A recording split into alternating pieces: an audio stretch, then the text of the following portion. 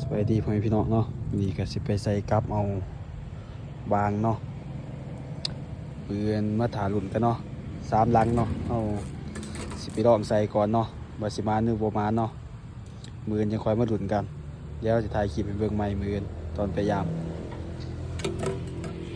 ของใส่เฮาก็มีหยังได้เนาะเป็นหมากองุ่นเนาะบ่มีเหงื่อใส่เนาะลองใส่เหงื่อหมากองุ่นเบิ่ง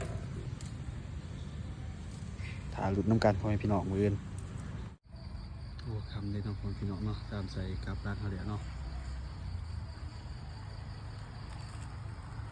นี่ก็สิเป็นกับรักหลังทำยิทธเนาะที่เขามาใส่ไว้เนาะ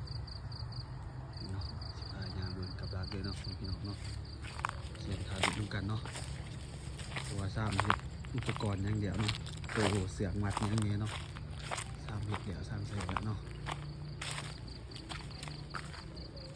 ตัวนี้ก็สิเป็น